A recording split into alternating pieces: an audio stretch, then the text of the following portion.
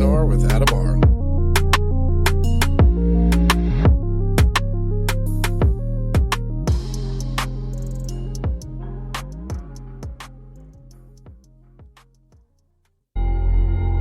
This episode of 3PNR is featured on the UnX Network.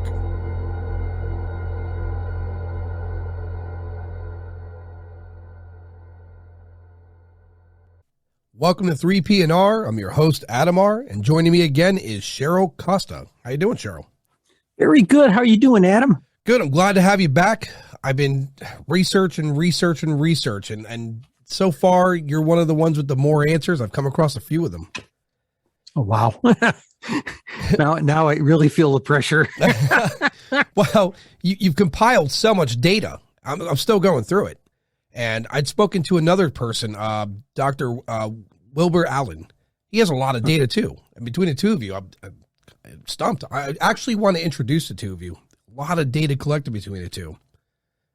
Okay, I'd like to meet him. Yeah, he's level. I mean, his approach is he's not really. You can tell he's just not excited about it. He's just genuinely wants the data. That's his main concern. What's his name again? Wilbur Allen, Dr. Wilbur Allen. I had him on a show recently, and we did some back and forth. And the next time I have him, I'm going to have him go speak more at length of what his data is comprised of. Okay, that sounds. Yeah, I'd love to meet him and find out what he's got. You know. So let's start with this. We're going to, with you, what are some cases that you've come across or studies you've read that grabbed your attention fully? That's a tough one because I wrote my newspaper column for 7 years. Okay. Right. And people think, oh, wow, writing a newspaper column, that must be fun. I said, no, it's a 500 to 1,000 word term paper every Thursday. You know? Yeah, that's strong.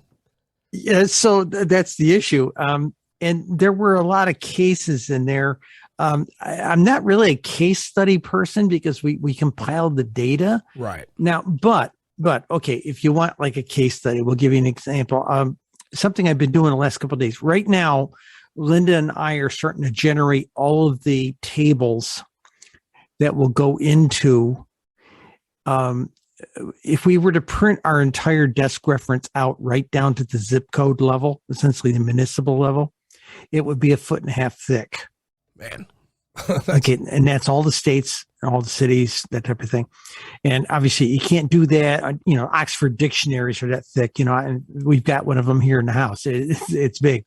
And we can't do that. So we've convinced about this for quite some time.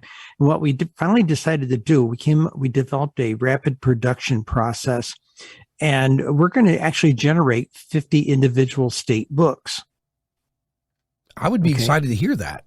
Okay, over the next year. In fact, we actually started generating tables in the last couple of days. I'm following a very strict procedure.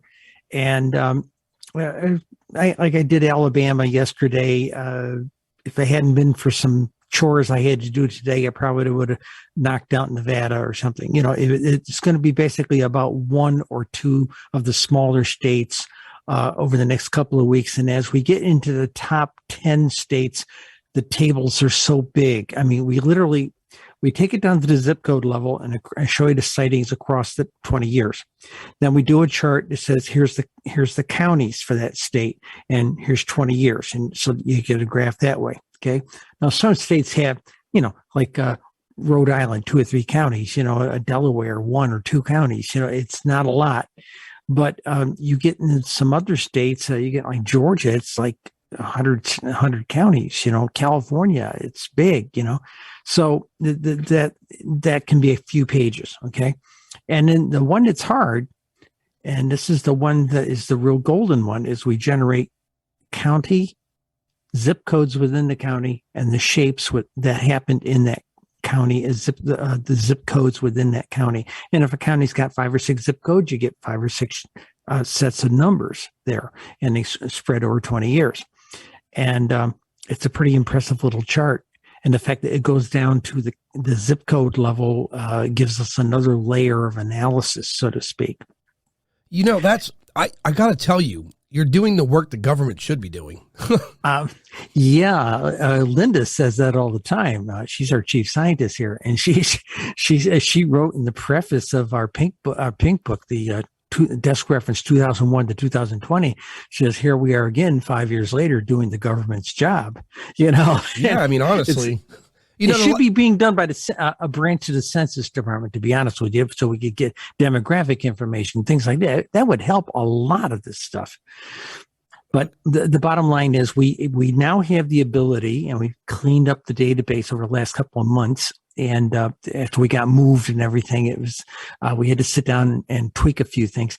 Of 167,632 records, we had 45 bad zip codes.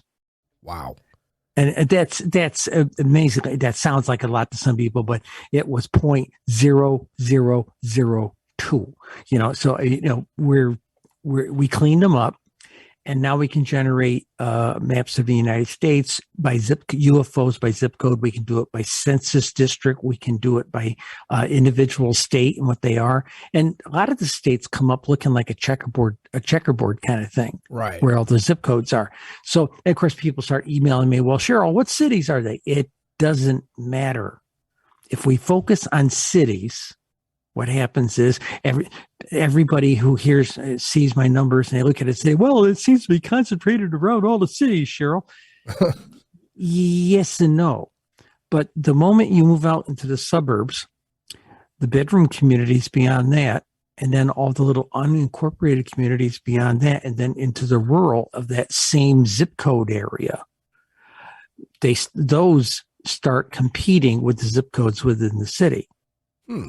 Okay. And the other thing it does, if I printed out a map of just the cities, it'd be a whole bunch of little spots, mostly around a major city, and then a little sprinkling of stuff all through the rest of the out of town real estate.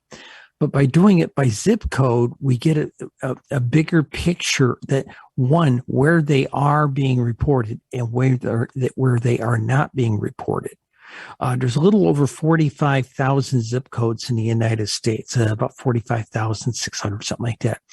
And we, in our database, 18,400 or something like that off the top of my head. I don't remember the exact number, but about 44% of the zip codes in the United States reported UFOs between 2001 and 2020. They may have reported one. They may have reported 50 or 100. Okay, go to the zip code for 85001. That is Phoenix, Arizona, and boom, it's the number one zip code in the country for reporting UFOs. Huh? You realize your data is going to be the book. That book, I carry that. I'm going to carry that data with me as I travel around doing a documentary. I have to. I mean, do it. It helps because you break it down and gives me percentages of where I'm going to likely find something that I can record and document. It helps me greatly. Which that being said, you think someone in the government would read this book like, well, now if we're going to do a study, here's someone who's compiled the data for us, and now we know where we could point and look. Or you know that scientist out at Harvard. Loeb. Yeah, Avi Loeb. Yeah, Avi Loeb. I sent him a copy of the Pink Book. Okay, and never got a response. That's so bizarre because there's all the data. There's where they are and where they're not. In fact, I could refine it down even better now with the zip codes. I can show you what ones have serious eruptions of sightings and what ones don't. A chart I generated last week is a test chart. I've got amazing stuff here. I can't get these people like him to talk to me. What about other organizations? Anyone reaching out to you? Like who? Like MUFON, for example. All right. Tell you what, I have the greatest respect for MUFON. Okay. A couple of years ago, before the pandemic, it was the year before the pandemic, and I asked to come and present because I had new data. And the previous MUFON director, instead of putting me in the plenary presentations, he set me up with a presentation where I would be addressing on Friday afternoon 150 people who were there for field investigator training. Huh. And that's all I got to present now. Now, here's something I presented to them. I showed them that I had identified about 150 places in the country. See, people always come to me and say, well, Cheryl, where's the hot spots? Well, 85001 zip code. There's their hot spot. That's the number one hot spot in the country. Okay. And, but I said, okay, you want other things? Okay, fine. I've identified 75 to 150, depending upon how big a flap you want, that people keep asking. Let me go back a step. People keep asking me, Cheryl, where are all the hot spots? Well, I have to ask them, is it by shape? Is it by year? Is it by location? By a certain state you want the hot spots? Or is it by a certain shape? Is it by a certain year? Is it by a certain month? Is it some kind of special season? They said, what do you mean? I said, makes a difference. Well, that's the thing. You have some of the shapes have seasons. Yeah, you have very specific data. And I would think that would catch the attention of a lot of people. You would have thought so. Well, okay. So I showed them a couple of examples where there were 1 day or 2 day flaps that nobody knows about. Okay. I'll give you an example.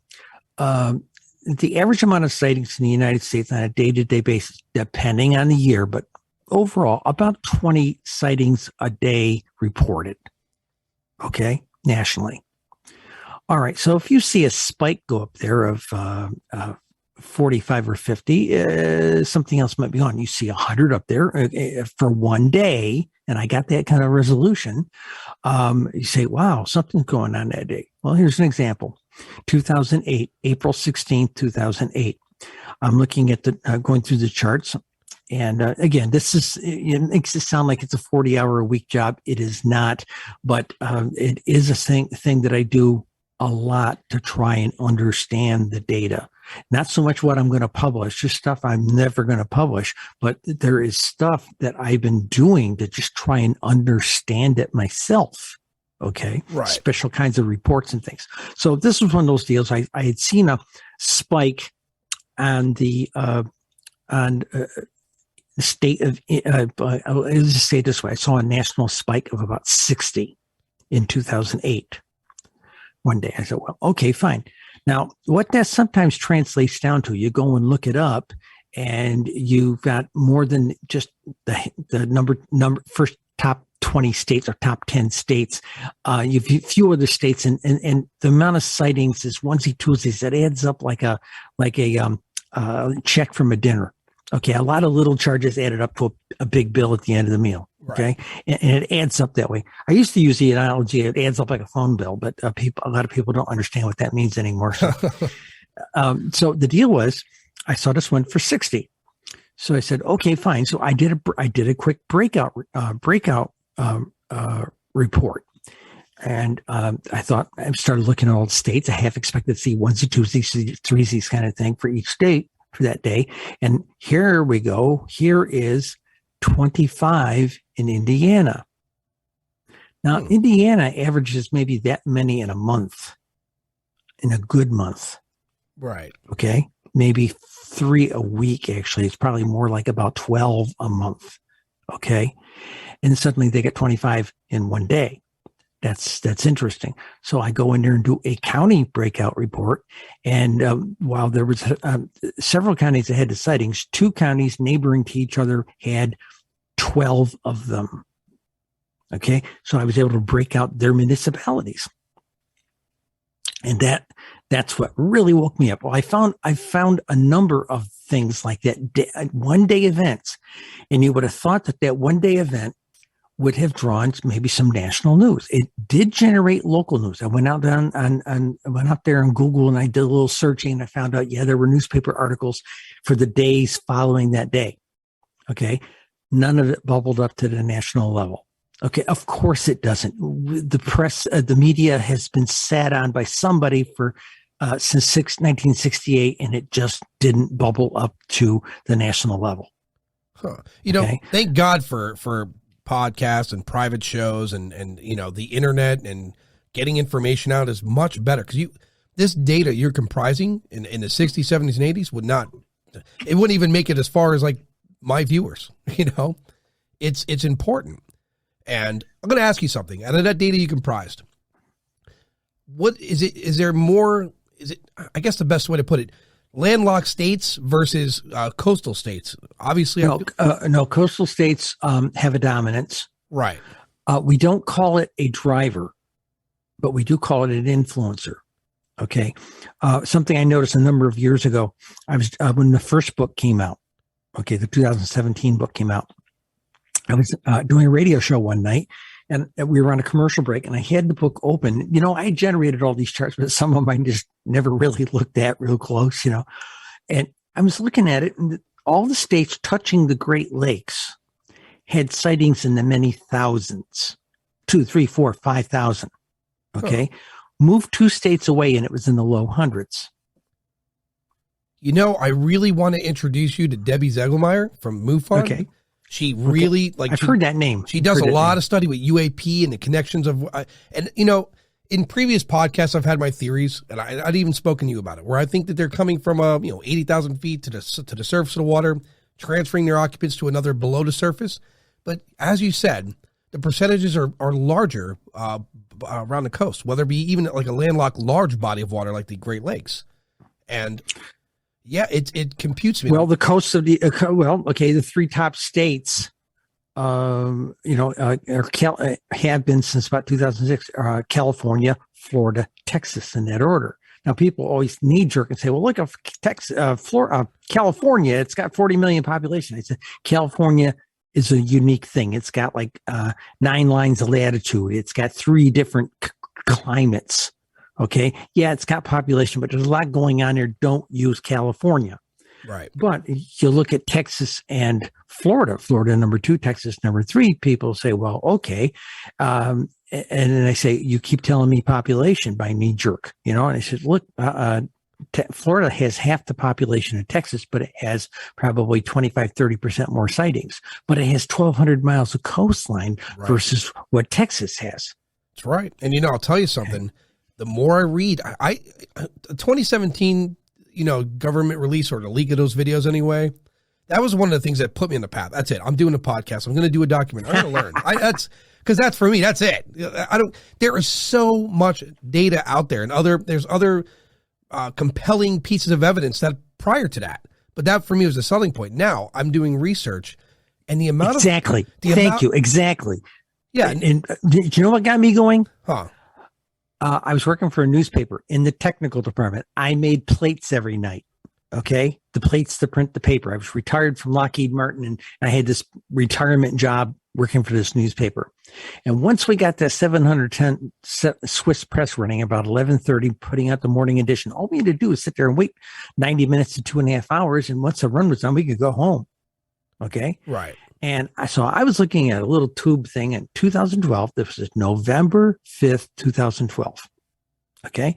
And there's a little sidebar story on a CNN article online that said UFOs have been declining since the 1980s. Maybe they were always just an urban legend. What?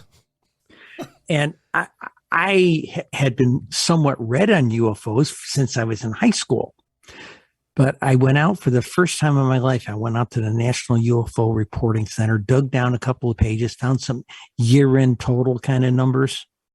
Okay. And I just pulled those numbers from the 1980s up to, at that point, 2011, 2012 timeframe. And I stuck them into a spreadsheet and plotted a graph. And the graph went uphill like a rocket, that arc up, parabolic arc up. And I'm sitting there staring at this arc and saying, what memo didn't the UFOs get? Right. I'm glad someone like you's doing comprising this data again. I'd spoken to Klaus Vaughn. He's a director of UFOs in Sweden. They don't play games in Sweden. They want to know. They're out there doing the Netherlands, even like Australia and other countries out there. They actually have published public findings from their government. I had to dig to find out that there are, countless videos from our military over the decades, non-released to the public, still to this day, I think. And then I saw some other videos that are now public or have been leaked, quote unquote, leaked. And it blows me away that someone like you, again, has this amount of data where they could reference. So this way, if they want to look deeper into it, it's really strange how they compartmentalize things, and they don't get like private industry involved. There's something else involved. If you were to go out and onto Amazon and look at the 5 stars associated with either of our 2 data books, okay, but you go in and read the reviews, there is always some individual that gives it 1 star. Oh, of course. This book wasn't what I was expecting. There's no case studies in here. It's all numbers, charts, and graphs. That's science, though. I mean, you need Thank you. Now you sound like Linda. We're doing science, and he wants stories. Well, that's the problem. See, here's another big thing. And that's the problem of why we're not getting more research done, because people are content. Everybody thinks the 40s, 50s, and 60s like a FM radio station were the golden oldie days. Yeah. Baby, we are in the platinum age of UFOs. Let me give you an example for your audience. People ask after our first book, they said, why didn't you go back 40 years instead of going 2001 to 2015? Why didn't you go back 40 years?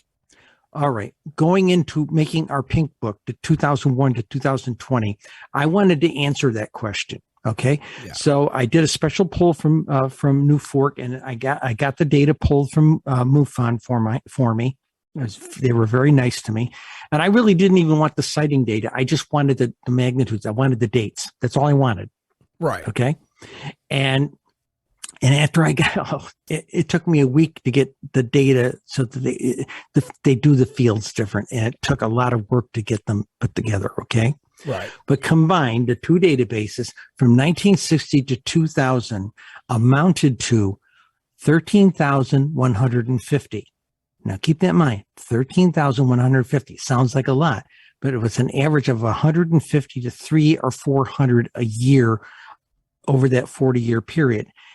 I got 13,000 or more in 2012, 2013, maybe 2014 each year. Huh. Maybe we are in a platinum age of sightings in the 21st century, but nobody was writing about it. Nobody was doing research about it.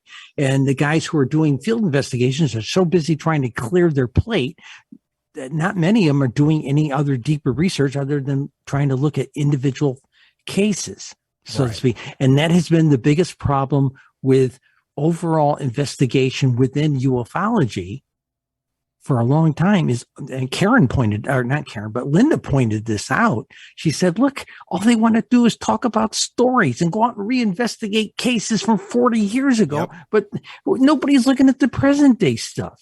And why not? Because that stuff hasn't been getting any press since 1968. I'll give you an example. There's a lot of Facebook groups that I've got, when I knew I was going to start the podcast, I got into these Facebook groups, right? And I observed some of their questions, and yeah, a lot of it's fantastic. To the credit, there's one, UFO Hunters, MUFON Global, there's MUFON Canada. There's a lot of these little groups that they actually like the conversation we're having about data, science, the facts. A lot of them are accepting of that, but there's a lot of them that just don't want to hear it. They want fantastic nonsense. And you can't, in other words, it's great to believe. For me, it's great to believe, but it's another thing to go out there and grab. And when I do the documentary, when I eventually go travel around and do this, your data is coming with me because it's going to help guide me down a path. That's why I'm building the network with a lot of the MUFON people, a lot of the other people that are doing investigations, and yourself. So when I go out there, it's not just about the hot spot. You know what I mean? It's about the data. Where can I go? And how do I position myself? I'll make you a deal. I'll make you a deal. And I shouldn't say this on the air because I get 200 letters from people. Adam, before you go someplace, and don't do it the day before. Right. Okay. Give me a little heads up on it. Tell me where you're going, and I will generate that chart for you if I haven't already made it. That goes that state, county, zip code, everything that's happened. Yeah. I mean, what I'm going to do is I'm going state to state. It's going to be a long, this isn't a documentary I'm going to film in a couple hours. I'm going to be out there for a while. And okay. Let me give you a flavor of something. Sure. I have talked to, and a lot of other ufologists have to deal with this all the time. We get called by these producers in LA. Okay. Oh, we want to do something very different for a UFO show. Yeah. But do they want somebody from the UFO community? It's got a bit of gray hair, maybe a little heavy on the weight. No. They got to have this young, beautiful airhead. Right. Be the host. Right. Okay. And I I worked with a producer. We went to every major outlet, and this guy's got successful programs out there of a scientific nature. Okay, Right. so he's got to train, not just Joe Blow in a suit that thinks he knows how to produce. This guy is a seasoned producer. The two of them that run that company, and they have seasoned programs out there that have been running year after year after year, and they're of the science and forensics flavor. Okay. Right.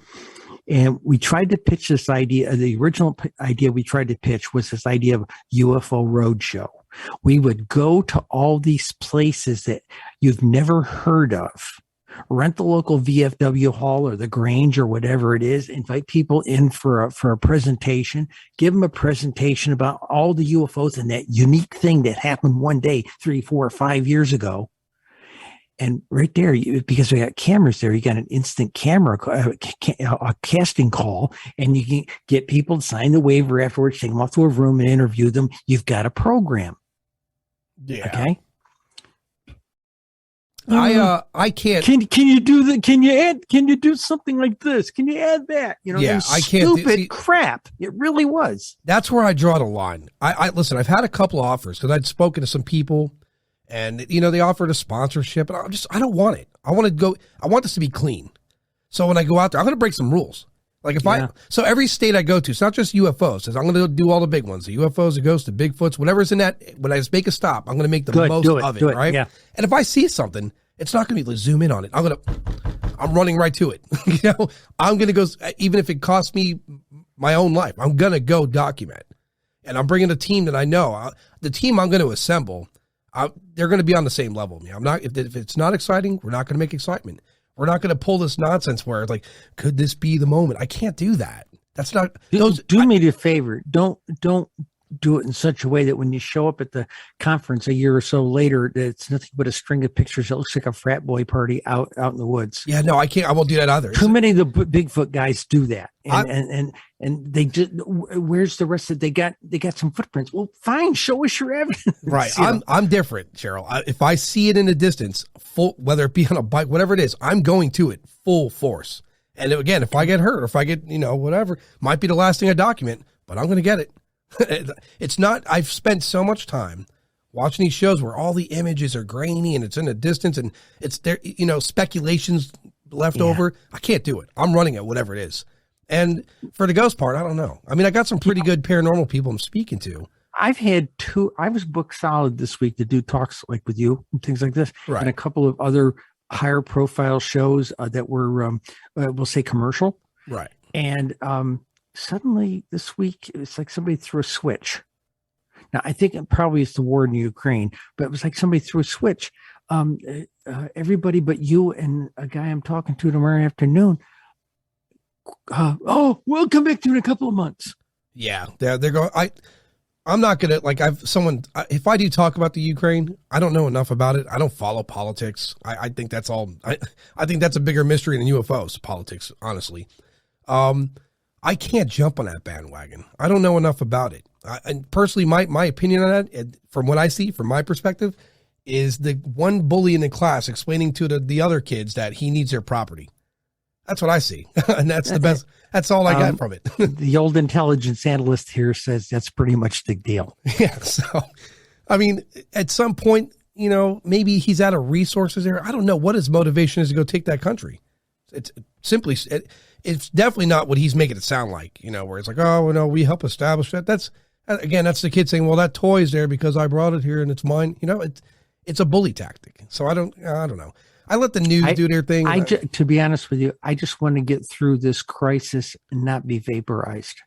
Yeah. And that's the other thing too. If UFO, a lot of people speculate that UFOs they're monitoring our nuclear weapons, and if we're going to try to stop us from melting each other, I mean, that'll be put to the test soon, I think. So hopefully not. I would prefer that cooler heads prevail and something takes place where we all come to this consensus that we're all on this planet. We share this planet, and it's a fragile planet nonetheless too. We've exampled that in the past where aerosol sprays were damaging the ozone layer, right? I mean, something as simple as that's doing us in, right? So you would think. I think the one of the best lines I ever heard was by Cheech and Chong. Oh. It was one of their movies. They woke up after being in suspended animation. Someone told one of them, yeah, there's an ozone hole. He said, there's a hole in the sky? And it was that pretty much said it for me. It really did. Honestly. Let me give you a hook on something here. You'll like this. Sure. Remember back this past summer, in the peak of all the Jeremy Corbell leak video stuff. Okay? Yeah. And my hat's off to Jeremy, believe me, it is. I sat there very quietly over a period of 2 days, and I did some research, and I realized that at the time, again, the election changed things a little bit, but basically, the Senate Select Intel Committee was at that time managed by Senator Rubio. Okay. And then in the House Select Intel Committee had some different people of the congressman types, and one of them was a New Yorker, but not the lead guy. But I chose the New Yorker, so I sat there and quietly put 2 packages together. Okay, and I didn't tell Linda I was doing it until I had them done. And when she saw what I had assembled, the only thing she did was she read the cover letters for both packages. No, I'm rewriting the cover letter. And she wrote this very terse cover letter. It was less than 2/3 of a page, had a small executive summary on the top of each one. It was like 4 sentences. And then boom, boom, boom, boom, boom. If you decide to hold congressional hearings or Senate hearings, we are the civilian experts on the scale of UFO statistics. Please call us. Huh. Okay. Now, what did we put in that kit? We gave them a copy of the Pink Book, which is the 2001 to 2020 book. Okay. Right. And then Rubio, in his case, I printed out that chart, 11,000 sightings that they had in Florida over 20 years. I printed it out, county, zip code, shapes. Okay. And it was 1.5 inches thick. Had it printed out down at the local Office Max or someplace. And we put 3-hole binder holes through it, put it in a little 3-ring binder. It was like 1.5 inches thick. And then we did the same thing for the New York guy, for New York's, counties, zip codes, and shapes. Okay.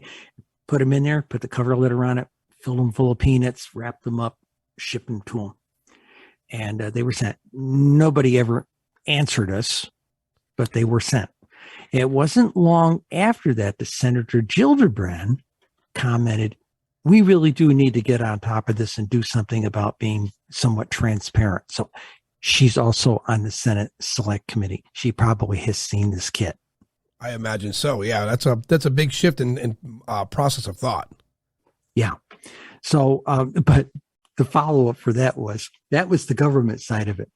About 1.5 weeks after the stuff was delivered, I started to walk out, and this is my old apartment complex in Syracuse, New York. I'm in Cleveland, Ohio now.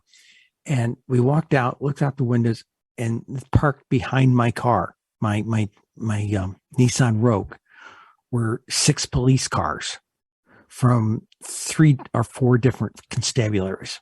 We had New York State Police, we had the county sheriff, we had the city police, we had, I forget what the other one was. There was another major one there. And we're going, oh my God. I wonder if this has anything to do with that package I sent to Congress.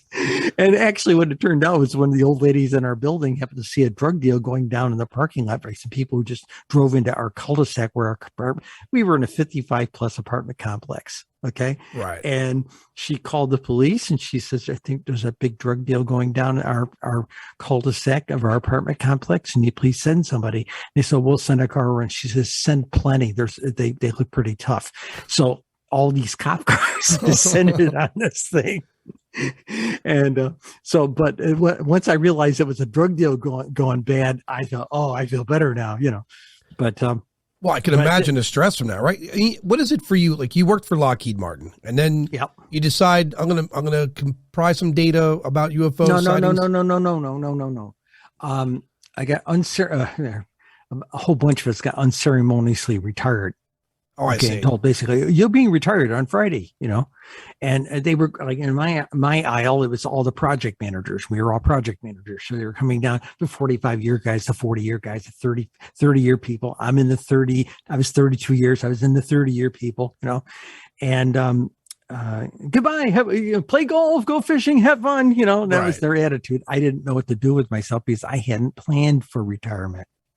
And beyond what people say, most people, when you think planning for retirement, you say, you think financial planning, but I had no plan for my life after I retired. Right. So I immediately ran out and got a job because I didn't know what to do with myself. I've been working a job since I was 16. So I managed to land a job with a newspaper in their technical department. Okay. And that went okay. And like I said, one night I saw this article. Well, I had gone back to finish up a 40-year-old bachelor's degree in entertainment writing. So I started taking some of these stories I was reading on National UFO Reporting Center. I mean, most UFO reports are lucky if you get a sentence worth. Right. If you get 4 or 5 sentences worth that are coherent, you're very lucky. Okay. Every now and then somebody would put up a really decent essay of what they and their wife and kids saw. Okay. So I started punching them up because we don't know. Remember who, what, when, where, why. If I could tell you why and could prove it, I'd be getting a Nobel Prize and a Pulitzer. That's right. Okay. And who I can't tell you because those databases are sanitized to the public because of stigma. Okay. But I could tell you what, when, and where. So when I eventually went out and pitched a bunch of editors, how about a weekly column or a weekly online column on your newspaper site about UFOs? I got laughed out of the offices, escorted to the door by security from these interviews, that sort of thing. Finally, a weekly editor had me come over and we talked about it for 25, 30 minutes. And then he looked at my 3 or 4 or 5 sheets worth of pitch. He said, I'll try you out for a month. So I gave him 5 articles to start. About a month later, he called me up on the phone. He had the tone of like in The Princess Bride, the Dread Pirate Roberts, almost likely kill you in the morning kind of thing. Yeah. And he had that kind of tone. He said, get over here. We need to talk. I thought, oh, God, that's it. It's all over with. But at least I got to try. That was my attitude. I get over there. I'm late for the meeting. The parking lot is all torn up for some sewer project or something. And I come running into the meeting 5 to 10 minutes late. He's got all the columnists around this big board table. He stops with what he's talking about, points at me and says, there's our rock star. Nice. And I looked at him and I said, what are you talking about? He says, you've been here a month. You're pulling more page views than all the columnists combined. Well, yeah. I mean, it's an interesting subject too. It's being put in a paper. So people it's going to catch their attention. Every grandmother sitting there reading her paper with their coffee and her cigarette in the morning were sending it out to their grandkids in college and they were sharing it with friends. And they came back to me about 5-6 months later and said, my digital editor, who I sent my materials to, said, you've got a national audience. It's something they could measure at the server, obviously. And then at the Christmas party, they take me aside. The publisher gets up there with the digital editor and says, Cheryl is the only columnist here pulling an international audience. We knew we had lightning in a bottle here, So I mean, like, it kills me. Like, why are not like other like papers not more like, again, I hate to. I have been out pitching since our paper went under June 26, 2019. I have pitched and I have pitched and I have pitched. Oh, we don't want to risk our journalistic integrity. I said, I thought we're here to sell newspapers and page views. Right. And even above that, like, again, look at like the Netherlands, look at like Sweden, like it's part of their news. If a sighting comes out there, it's evaluated for some period of time and then it's made public. I made a comment to one editor and I says, what are you doing for excitement this week in the paper? Oh, it's going to be 2 or 3 more articles about welfare mothers or something, or illegal welfare mothers or, whatever, guys, I've got something that's got a proven track record. And I said, I'm getting to talk on national television programs. Wouldn't you like it to be Cheryl Costa, journalist with da-da-da-da? A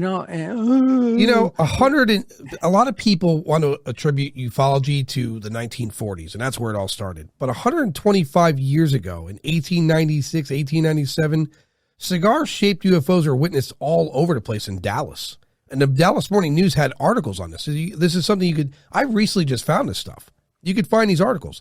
But remember in 68, Dr. Condon told the media, there's nothing here, move along, kids. And told the government, don't spend money on this for research. So colleges were warned off, professionals and real serious scientists were warned off from studying this topic, that it would be a career killer. That's what the word was. Condon was a smart man, and he knew exactly what he was doing.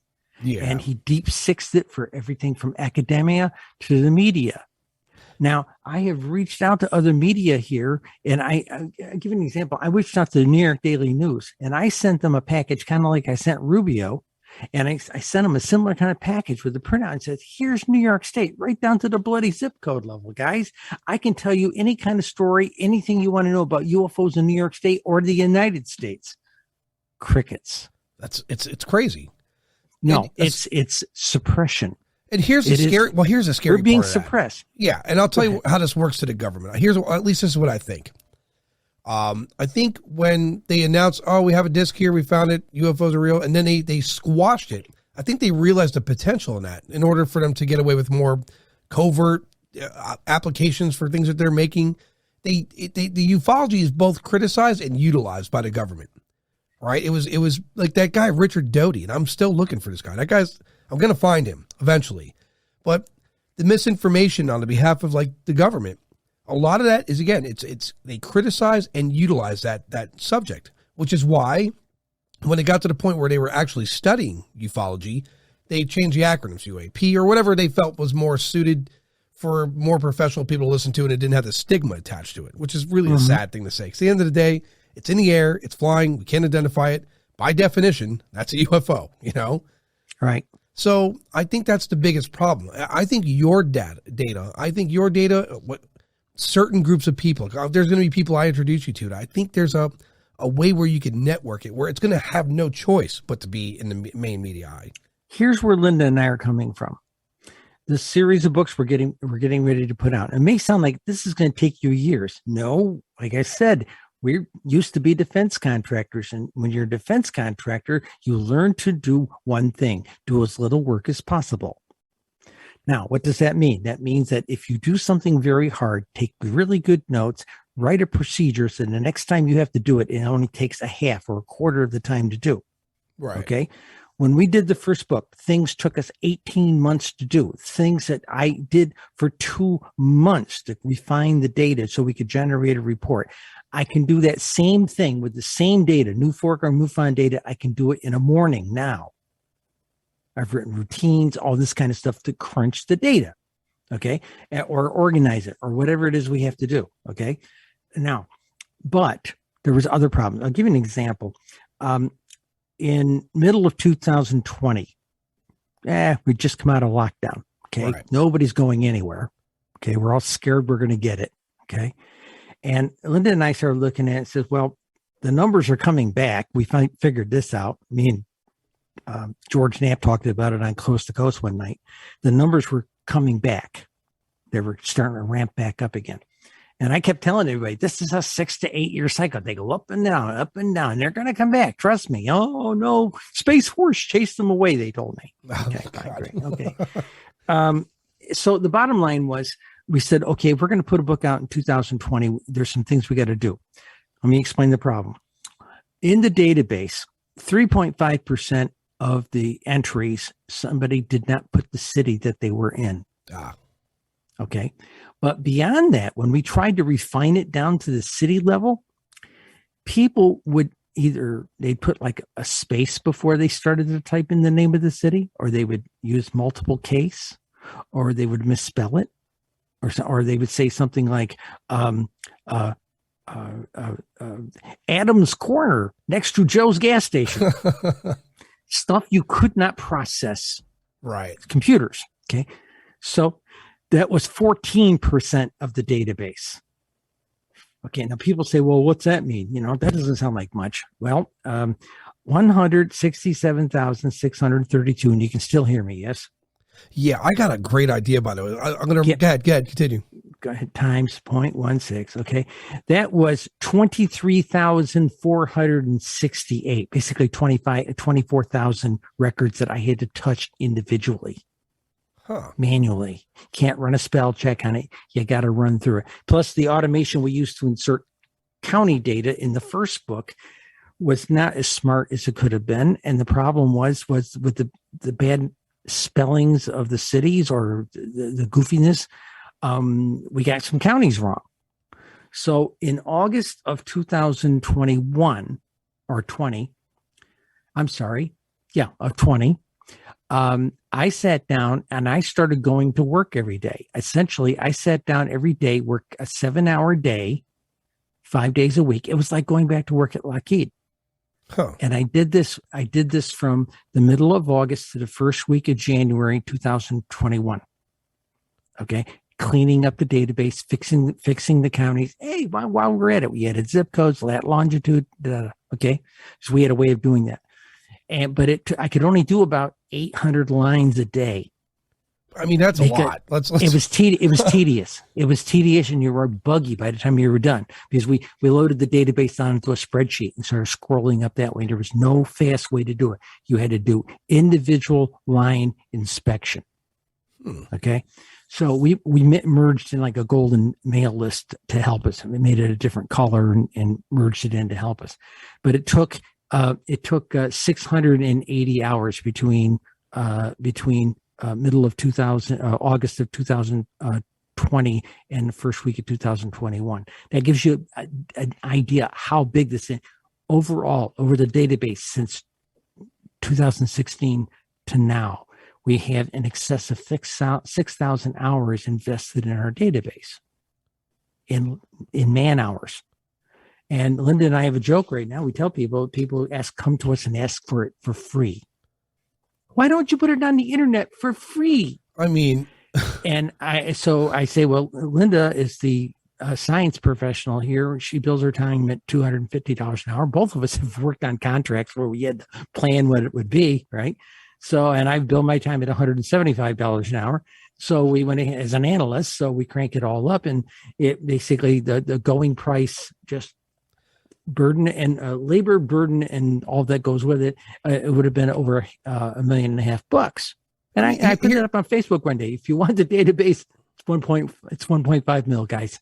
That's it. Honestly, and another thing too, free. Come on. I mean, here's what happens when you I've asked these people. I said, "Hey, you want it for free? Come over and paint my front porch, right? Or come over and mow my lawn for the summer." But I can't do that. Hey, you're discounting my labor. Here's what happens though: when someone pays for the data, it means they're going to go. Like I said, all right, here, give an example. David Olson, paranormal guy. He investigates the paranormal. What gives me the thought process that he's all in on it? He's got a crazy investment into the paranormal research. He's got the Ecto too. He's got a retired ambulance that's been modified for paranormal research, and I can't tell you how many countless devices. So you don't make those kind of investments unless you really want to find some real facts. Just when you want to have data, pay for it because now you're invested into it, and you're going to go out there and utilize the data. Okay, here's where the hook is. And this is what Linda would tell you if she was on. Okay, we're getting ready to generate 50 individual state books. And of the 33 shapes, there are 29 that are definable shapes. Okay, there's like 3 shapes that are like unknown, other, anomalous, that kind of thing. Okay, right. We don't do them. But we're going to generate 50 individual state books and 29 individual shapes books that drill right down to the zip code level. So there will be 80 books there, 79 books, and there's going to be an analysis book. So there'll be 80 books, not counting the 2 desk references. This will be the largest compilation of analyzed published UFO data ever published in human history. You know, that's tailored for, again, and I know a lot of the MUFON people, they have, their state directors, they have their investigators by state. That sounds pretty tailored. I would buy the book if I'm them. I'm not saying that all their members have to get it, but at least every person that's at the top of that for their state, right? I would think that's what I mean. I'm going to make mention of that because I think that's a grand idea. Me, myself, I'm going to get all of them because, again, I intend to get out there and do it. Like they say, collect them, trade them with friends, buy the whole set, whatever. Yeah. One of the things we're going to do, though, too, is, okay, we're going to have 80 books. We're going to be able to lay this out in front of some kind of academic board at some college, someplace, and say, here's what it is, the biggest collection of UFO analyzed statistics in human history. We'd like our PhDs now. I imagine it. I'd hand it out, right? I mean, that's a lot of. Listen, Cheryl, what you did, I don't see anyone else doing that. I don't. And if the government's doing it, we don't know about it. But it's unique. What you have is unique. I've never seen it anywhere before, and that's why I for myself, I don't know about the rest of the investigators in the world, but for myself, I'm going to have that data in my hand because when I go out there again, I want to base not just on facts, but statistics speak well to when you're out there to raise the percentages of your ability to have an experience if you have proper data. Because hearsay, we know what hearsay gets you. It gets you no place. Right. And a lot of people tell me numbers don't lie, and that's true.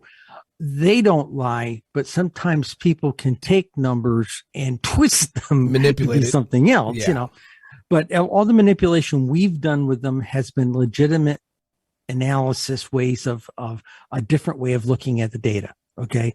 And we've done some very unique reports that will never be published. Okay. Because they don't, half the charts, graphs, and tables don't make sense to half the people who look at this stuff anyway. And I get nasty mail. It's just charts, graphs, and numbers. Where are the case studies? And my argument on other shows about the case study is we are a couple of old ladies. We've got AARP cards, and we draw Social Security, and we draw pensions. And don't ask us to go stomping around in Mrs. Murphy's barnyard with barbed wire, ticks, cow patties, and God knows what else out there, trying to look for the elusive UFO. We're like the Indiana Jones types. Our research literally started in the library.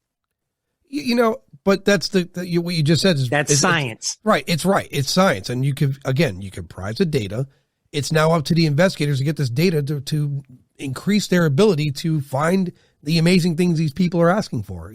Unfortunately, you're not producing 30-second, interesting, mind-numbing videos that are catching people's attention for 30 seconds. And that's just, no. I don't know how we got to that point in society, but we did. I'm not like that. I will watch a documentary and watch it again and again until I completely comprehend what I got from it. I can't have 30 seconds of entertainment because what's going to happen is that 30 seconds of entertainment, when you're watching something at length, you're going to tune out. You're going to tune out often. You're not going to be able to investigate. You're going to tune out. You're not entertained. So the data you have, again, for researchers, I think it's important. I think they should have these handbooks, especially per state. If some people specialize in a state, get the data. It's only going to help you. There's this thing where people, they know everything and they don't want to be told. And that's unfortunate. That's true. I sat in a library this morning. Linda had to go to something, and we had a transformer blow outside of our apartment complex. Okay, right. We're in high rise. So being in a high rise without power is really cumbersome. And so she dropped me off at the library, local library that we just, it was one of the first places we signed up and got library cards within 2 days of us moving here, And I sat in there for a better part of 3.5 hours, and I sat there storyboarding the documentary we're going to make. And we're going to talk about the kinds of things I talked to you about tonight, the numbers, how each of these things led to something else. Okay. And what does that teach us? Okay. Right. And I got several people here in the Cleveland in the indie film community said they'll help. Okay. So I got some very highly trained, amateur, videographers and cinematographers, and they're going to help. And so we're going to make this documentary, and I've got all the slides between all the shows, the conferences and things like that. I'm in 6 conferences this year, and Linda's actually in 3 of them. So that's a nice change. Now that she's retired, she can actually go. And we're going to make this documentary, and we're going to be very frank. It won't be anything fancy from the standpoint of cutting away to doing all these fancy shots. We're going to be shooting stuff up around the lake here. We're going to be shooting stuff at some waste dump. We're going to be producing but we're showing you charts. We're going to be showing you graphs, and I'm going to be explaining it to you very intimately, almost like as if we were sitting here right now with the video turned on, and you just got this nice 2-shot of me sitting here talking to you. And in some cases, that's what it's going to be. And right now, the estimate looks like it might be 90 minutes worth. But if we put it up on YouTube, it will be out there, because I can't get Hollywood producers to get me out there. I can't get the conferences to get me out there on the scale that I need to be out there. So that's what we're going to do. We're going to produce it ourselves and make sure everybody knows about it for free. And then, oh, by the way, you want our books? Here's the books we did that have all this in paper form too. Right. You know. And I think that's going to work in your favor, because I'll suggest it, I'll watch it, and I'll tell you what's going to happen. People that want real data and they want to go out and investigate, and if they want to find real evidence, they're going to see this video, and then they're going to be compelled to get a book, because now they need something to reference while in the field. Well, I was on a program Saturday, and I don't know if you knew about the thing, the Women of Ufology. I did hear about that. I unfortunately heard about it after it happened. Yeah, well, they did. I was on one of the panels between 7 to 8 o'clock on Eastern time on the thing. They'd already done like 3 or 4 panels that day. Okay. And there was like 3 more after us, you know. And one of the problems I ran into, we had all these very lovely women on this program. And the moment I started opening my mouth, we started noticing up the stream of commentary. Oh, who's the dude? Huh. You know, I get that a lot. Every time if some local club has me present and they put it up on YouTube, that's the first thing I see is all these people trashing me. How can we trust that person's information if it doesn't know what gender it is? Oh my God. I listen, I've ran into that, by the way, and I addressed it. I addressed it very harshly too. This is a reality, a very big reality. Whether you're gay, straight, black, white, Asian, transgender, or otherwise, it doesn't translate to your knowledge. It doesn't speak to your know-how. It doesn't speak to your data. Until if you can't deal with me, you'll never deal with ET. Exactly. Like I'm glad you said that, because listen, until we start identifying ourselves as a species as opposed to an individual, there's nothing that's on the thing of saying this. If they're that intelligent and they traveled here and they did it as a species, they have an understanding. They don't recognize one another from difference. And you can't expect they recognize themselves as we. Right. And there's no shot of them having direct contact with these people that say they want it. I'm going to be an ambassador to it. I want to speak to it. They're not going to speak to you, even if you're open-minded or not. We have to communicate as a species, or otherwise it's a pointless. Until then, we're just National Geographics and really interesting to watch. That's it. I had somebody on a show recently literally corner me, and I believe I was ready for this because when I was being ordained as a Buddhist monk or Buddhist nun, okay, right, female monk, you know, however you look at it, the head monk didn't like me, even though a number of the lamas thought I was cool as hell. The head monk of this place had a wrench up his butt, and he said, we think you're confused. We think you don't know what gender you are. What? I looked at him, I said, honey, I know exactly what gender I am. You don't know what I am. You know, it's funny. I mean, like, look, you're transgender, yes? Yes. So I'm everything. I'm everything. So that's again your prerogative. At the end of the day, here's how we really should view each other. If you want a religion, humanity. If you want a race, human. And if you want a place to call home or an origin, Earth. Why isn't it not that easy? How have we not got to that? It should be. It should be that easy. It's I don't know. It's to hear someone say you're confused blows me away. Again, well, let me give you a flavor. I stopped living with the American Tibetan monks because the Americans had their heads up their butt. Okay. Right. And they really, the nuns didn't want me living with them, and the monks didn't want me living with them either. Okay. And my Lama looked at it, just rolled his eyes. He said, they've got a long road to travel. He says, I'd like you to go out and do this special mission for us, you know, that kind of thing. So I ended up living with these Burmese monks, okay, in Germantown, Maryland. Okay, for about the last 3 years I was in Maryland. And the way their venerable would introduce me, he'd introduce all the monks and nuns in from our household, and then he would get to me and they'd say, this is Tashi, that's my Buddhist name. Right. This is Tashi. Tashi is a Buddhist nun. How did he say it? This is Tashi, one of our nuns. He is our brother. Well, I mean, Think about what he just said. Yeah, I mean, I don't know. Is it a level of acceptance, or was that something you're trying to please you? I don't know. No, that was a level of acceptance.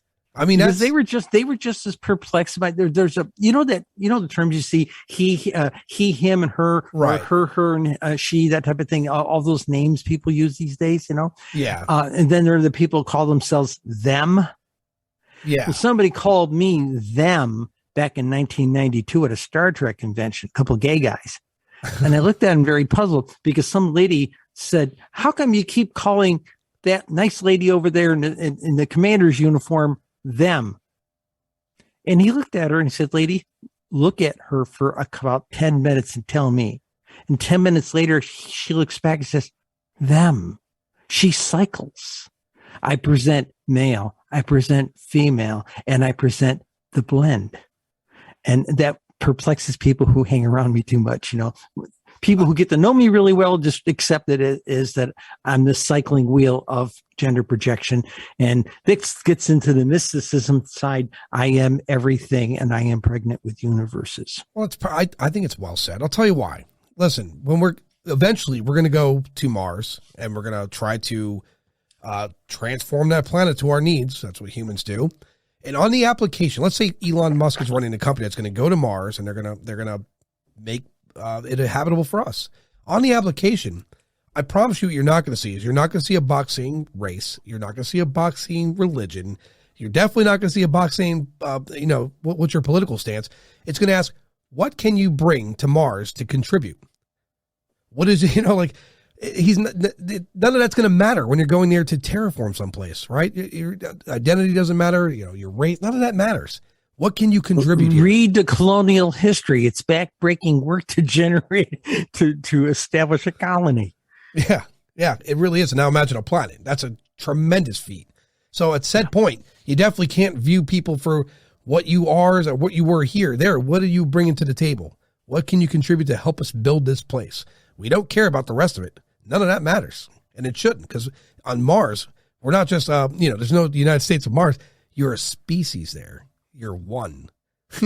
Yeah. You're not going to go to Mars and find the neighbors like, I don't know if I like these people, man. We have to do something here. Or maybe we will. I don't know. But still, the point is, I don't think we're going to have these discrepancies when we're going there. So moving into that, what you're saying about the mystics, that caught my attention when you were out. I read the email, and that title caught my attention. Well, we're starting to see a lot more dialogue in the ufology circuit now, right, about consciousness. And a lot of people, for them, it's always about the cockpit. It's always, I want to crawl into the cockpit. They want some tin can. Heck, I even had a conversation with Colonel Alexander once or twice, and he says, when did they start coming in tin cans? Didn't they used to come down in fiery chariots? Right. And the point was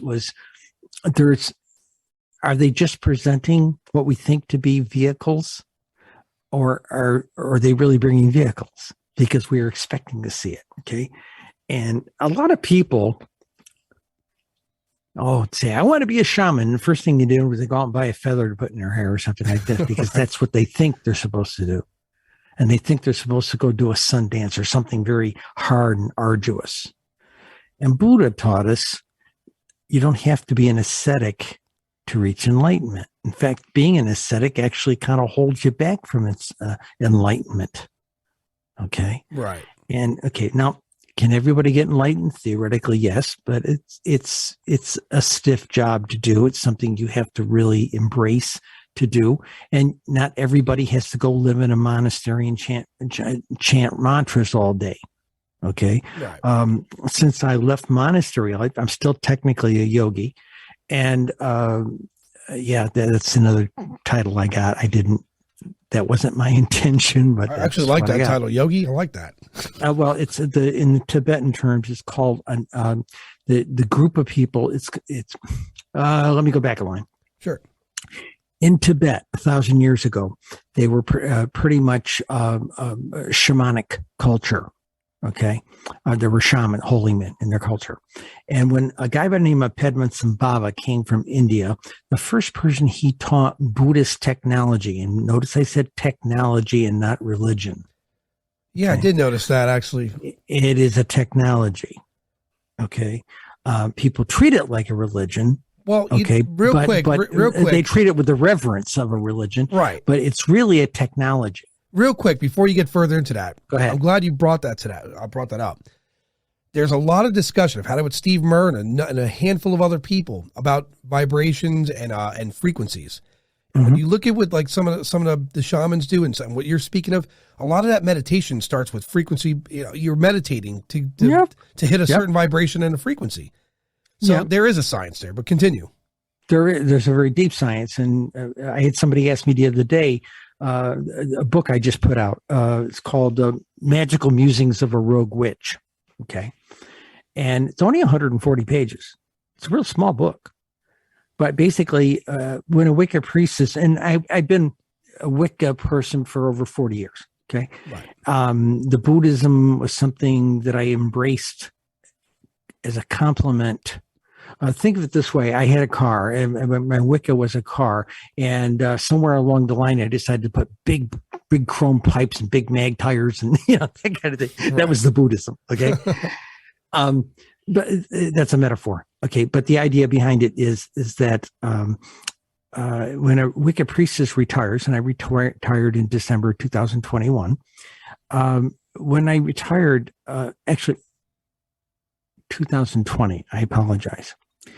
And when I retired, there's an expectation that when senior clergy or cleric retires, they should write a book about their take on life and magic. Okay. Right. And some people write about how to manage covens, some write memoirs, some write up, the excuse the expression, the Betty Crocker book of spells kind of thing, and some people do that. And all my research, nobody I'd ever seen has ever sat down and actually written out a book of magical mechanics. Huh. Okay. So I sat down and I wrote a book of magical mechanics. Okay. How does it work without lighting all the candles and all the chants and all the incense and calling gods and goddesses and everything? How does it, why are we doing that? What mechanism are we prodding by all the play acting? And I explain the mechanics. Okay. And when the key mechanics and people whine and moan, oh, but I can't do it, it's too hard. You have to learn to meditate. Now, how did people do that if they didn't learn to meditate? Oh, they'd stare at a candle for hours, to kind of get themselves distracted and focused, that type of thing. Or look into crystal balls, that type of thing.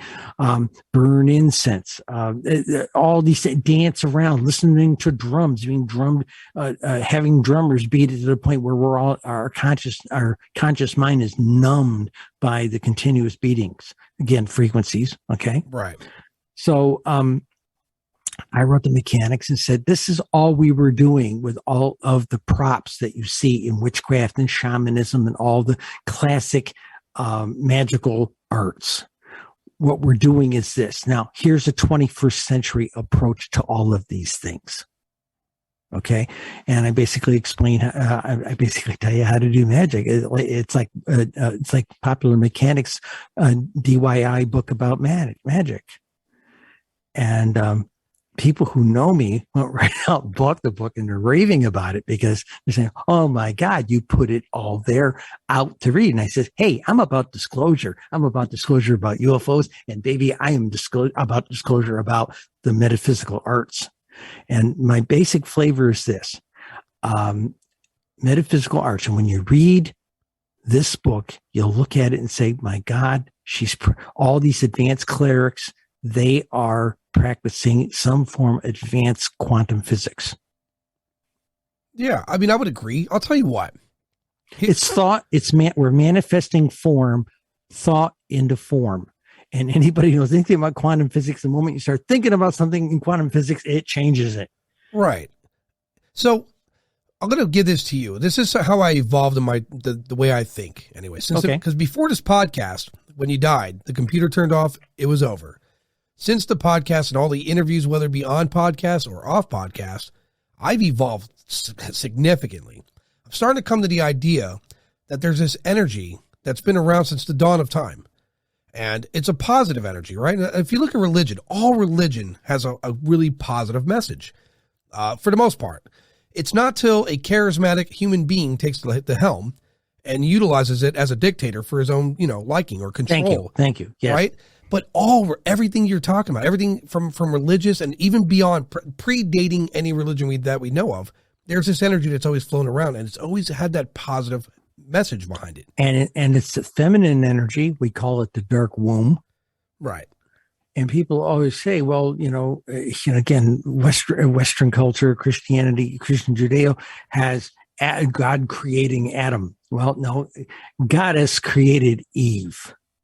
I would accept that. God has created Eve, and they're going to be people are going to yell at your show about this. But I just had a guest on my program, Mystical Mentors, 2 expert PhD ladies who have written books about the divine feminine, and the divine feminine amounts to this: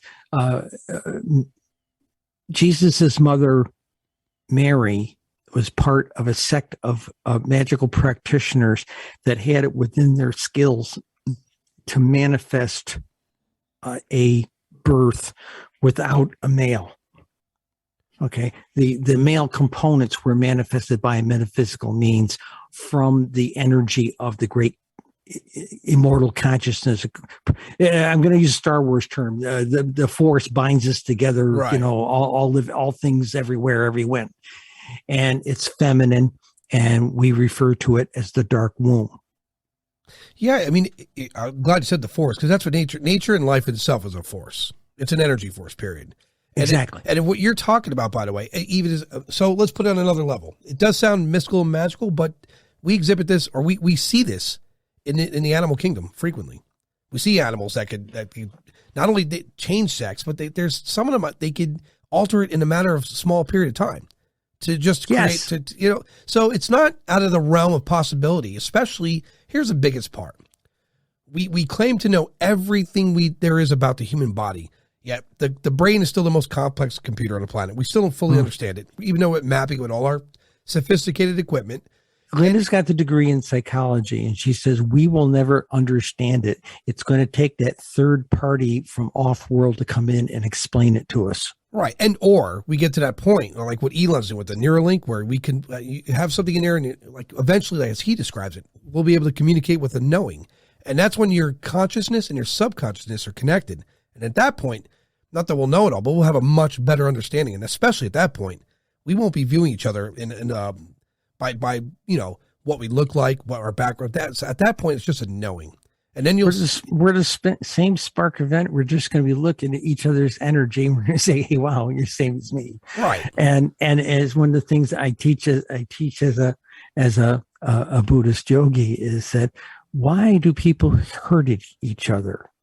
Because if they were to stop for a moment and look at the other guy with any amount of introspection, they would realize that the guy they want to stab, they're only stabbing themselves.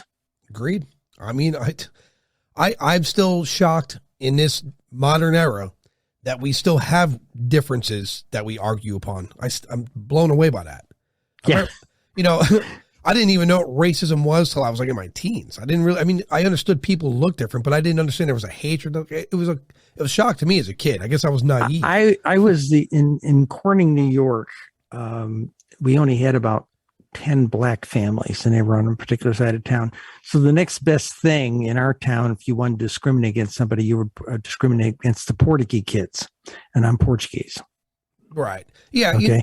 So the Catholic nuns in our school, there were certain people that got really great treatment, and there were certain of us that did not get good treatment for beans. Because we were, those Portuguese kids, they're of lesser character, Yeah, it's crazy. I'm Puerto Rican Italian mixed. I grew up in Brooklyn. Okay, get where I'm coming from. Yeah, I grew up in Brooklyn. So when I moved to Florida, because in Brooklyn where I lived, it was black, it was Spanish, it was white, it was Asian, there was everything. Right? It was a melting pot. Yeah. When I moved to Florida, and even when I first moved here, I didn't know right away. It was later on again in my teens when I started realizing what racism was, because where I came from, it wasn't, you didn't see it all the time. You didn't hear it all the time. It wasn't. Everybody was your neighbor. Yeah. So but the point I'm making that is, I really thought at somewhere in my 20s, I thought by now that none of that would matter. Here's what I thought. I thought like, hip hop and rock will one day will blend, which it did. And that all the differences we have will be subtleties that we don't even think about anymore. It's nonsense. And we haven't gotten there. And I don't get it. I don't understand it. It blows me away. And then we get into ufology. Talk about, advanced life forms that are observing us. We're being observed. We're being studied. And then we want them to speak with us. And all I can think is, ET is doing their best to turn us all into mystics. Talk to Ray Hernandez. Yeah, I've been hearing a lot about Ray Hernandez. Okay, let me give you the flavor of this. Him and I got into a really great chat at the Ozark conference. In fact, Linda and I are speaking there this year. And we were at the Ozark convention in 2019, and we got this conversation going out in kind of like a little canteen area where you could buy a piece of pie, a warm cup of coffee, that kind of thing. Yeah. And we were out there, we sat down, we started having this deep conversation about the stuff they were dealing with at the Edgar Mitchell Foundation with all the experiencers they interviewed by affidavits. Okay. And we talked a little hardware, but you don't talk hardware anymore, physical UFOs with Ray anymore, because he'll come right down your throat, because he's really coming from the consciousness view. But back at that time, we were having this conversation, and he told me, I've got people who are born again Bible thumpers who got touched by ET, and now they're spiritual. I've got people who are agnostic, don't believe in anything, get touched by ET, and they come back spiritual. He says, it seems like ET's trying to make us all into mystics. All the people they're touching. Now, it's carried that one step further. Part of the conversation, another researcher and I, Tom Conwell, I don't know if you've interviewed him or not. No. You should. He's taken our data and gone in a research direction using our data as a baseline, kind of like what you want to do with your journey. And I said, Tom realized that there were some cities that were getting flown over for no particularly good reason. We know the ETs hang around our waste sites, our brownfields, our dead oil fields, dead gas fields, dead coal mining towns, dead strip mining towns. They are haunting those places. They're looking at our most polluted rivers and our most polluted lakes. But there are places they're haunting over and that stuff isn't there. And he says, could it be just by, people are saying, well, why do they show themselves if they got all this great stealth capability? They taught me in monastery. One of my lamas said, there's all this paranormal stuff going on around people all the time, but they have such a narrow view of reality, they don't see it. People like yourself, Cheryl, you see this stuff because you have a wider view of reality, because as your mind's not as obscure as other people. I'm gifted. Okay. Right. So he says more people, if they could expand their view of reality a little bit, they would be aware of many more things around them.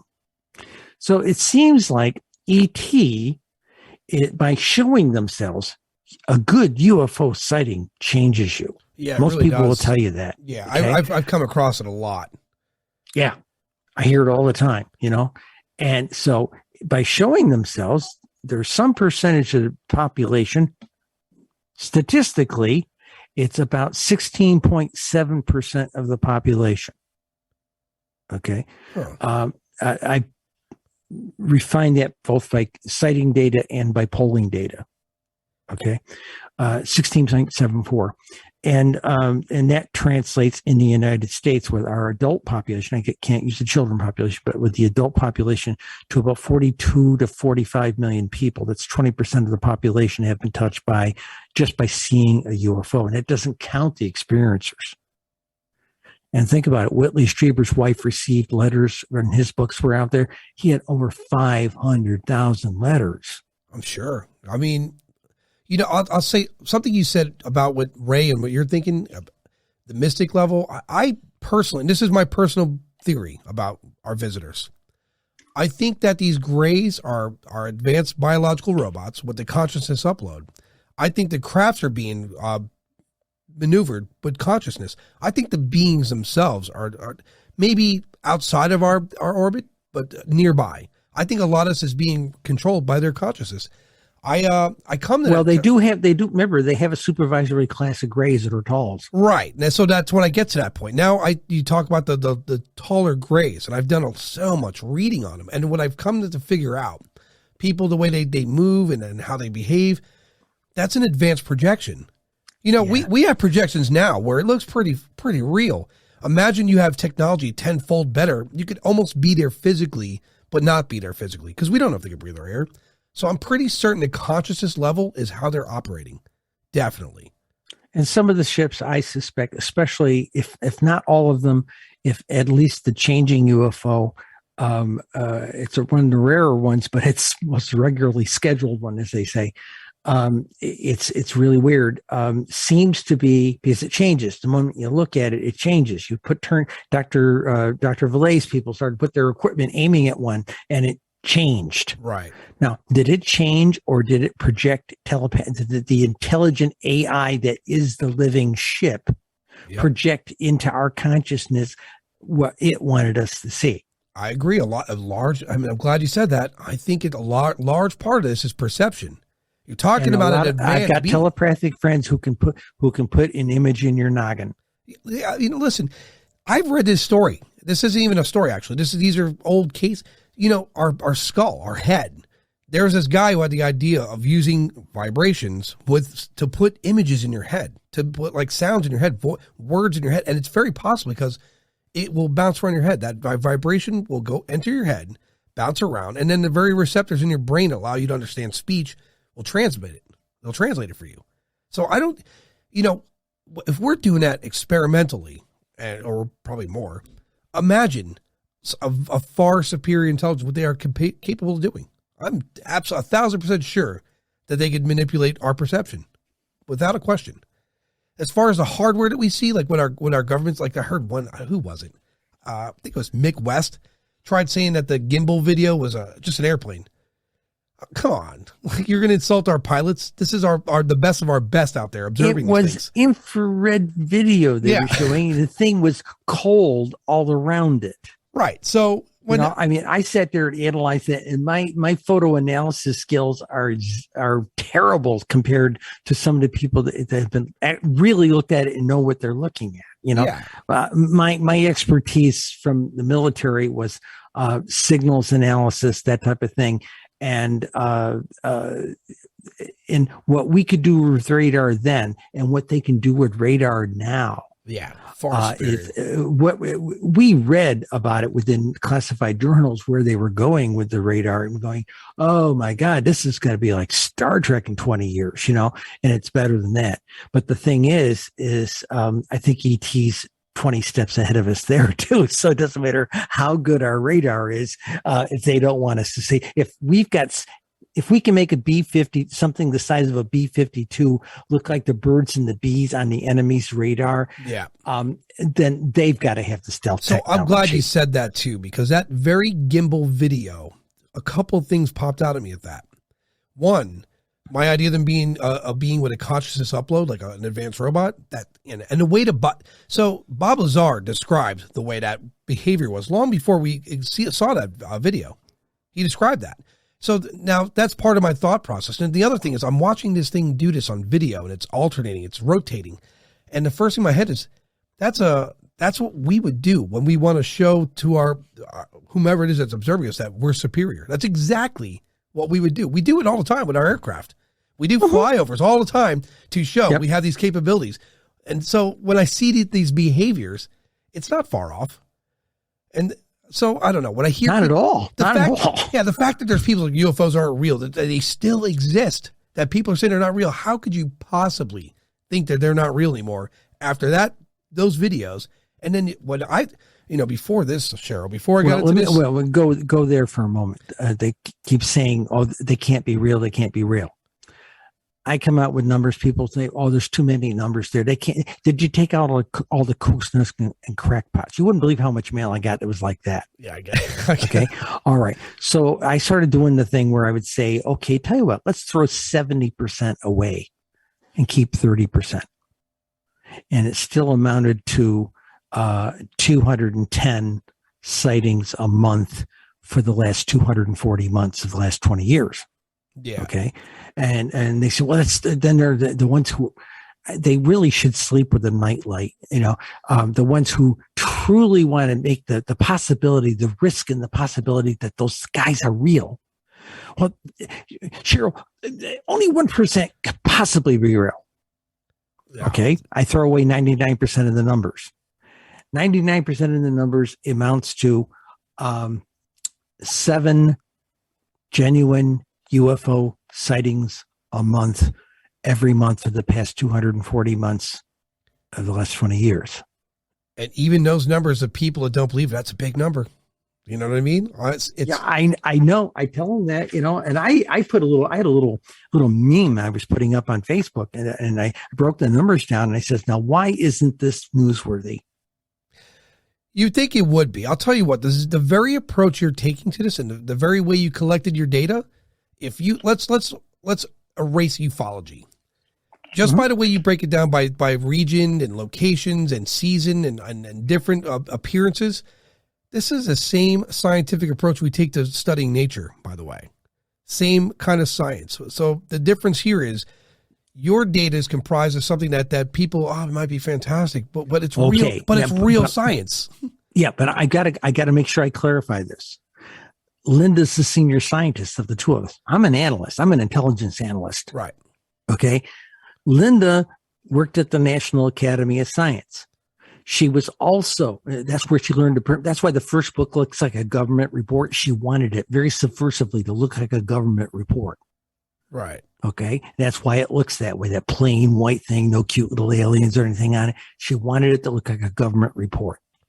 The other point was, she said, let's do science. Let's do 21st century science.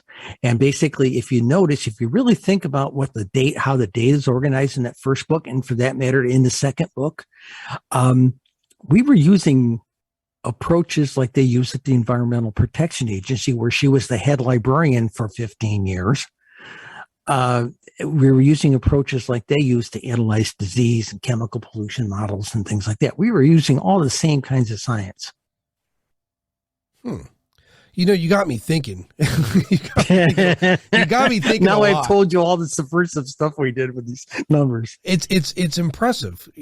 Before we close out tonight, so I'm going to have somebody, by the way, you have got to have Linda on. I plan to. She shoots from the hip with 2 bazookas, honest to God, and she is the pure scientist of the two of us. Well, in post, we're going to talk about some of the guests that are going to come on. I'm definitely having you on again, no question. I have to. Okay. Every time I speak to you, I think that's all the information we got today. There's more. There's a deeper rabbit hole with us. No, it's great. And like I said, but if you ever want to get the quintessential talk from the approach of the science and why we did it the way we did, Linda is the one to really tell you, because she had the viewpoint of why it was necessary. Well, let's arrange this. Okay. Yeah, let's do it. So, all right, before we close, we're going to talk in post. Before we close out, if anyone has any data they want to share with you, how would they go about doing it? Actually, I don't take data from people anymore. Got it. I actually, all I did was, if you've got data about a sighting that hasn't been reported to MUFON or NUFORC, report it. I suggest reporting it to NUFORC, and especially if it's older data, report it to them. It'll get into the data. But Linda and I have actually stopped collecting data. We did a 20-year sample, 2001 to 2020. We did a 20-year sample. That's considered in science a legitimate sample period, and we're analyzing it to death. Wow, you unknowingly answered a question for me. I'd spoken to this guy as a scientist, right? And I reached out to him as an off-podcast interview. He never wanted his identity revealed. So be it. He reached out to me because of some third-party person. Long story short, he wanted to disprove to his grandson UFOs are fake. Wanted to show him they're fake. Wanted to disprove it to him. And so he went out to spent some small amount of time somewhere. Long story short, whatever he saw altered him.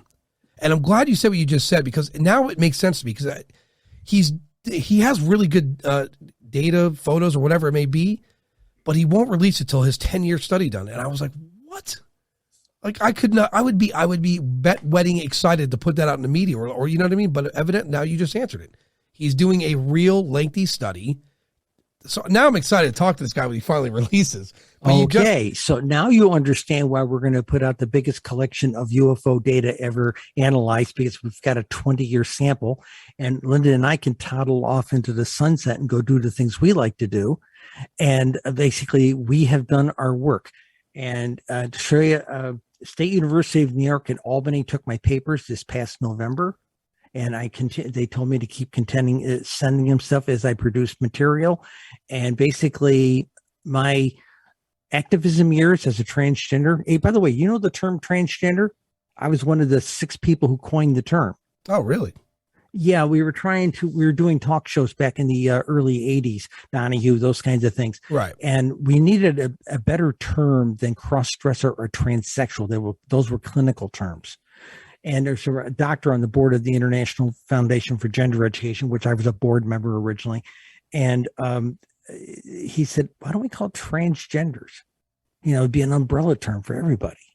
So the 6 of us who were out on the talk show circuit and things like this, we started dropping the term constantly. Every interview we did, TV, radio, magazines, whatever, we got it into the lexicon, and now everybody just thinks it was always there. Yeah, and now it's commonplace. I would never, I never questioned the origin of that. that was a very concerted effort. But the bottom line on the whole thing is, where did we get there? How did we get there? We were talking about scientists and then the length of study and time put into it. It takes time, right? Well, the bottom line was State University of New York at Albany has taken my papers. They had to send a freight truck down. They took 25 banker boxes worth of stuff. Since that time, I've sent them 3 more. And their initial analysis came back in a letter and said, "You are unique." And then that was the header outline on the subject. Bottom line is that all of the work Linda and I are doing will be, it's being immortalized in a university library. If I dropped dead tomorrow and my family had gotten a hold of it, it would have gone in the dumpster. Yeah, I'm glad you did what you did. I think that's, a lot of people, David Marler's doing the same thing. He's going to donate a large portion of his research and findings to Ken and I have this kind of a conversation about this, and we both agree it's necessary to do this. Yeah. And not be stingy and gift it someplace where people can get at it. Well, later on in human life, your books and your information and his information, Dr. Wilbur Allen's information, one day that's going to be looked upon as history, and we're going to learn from it.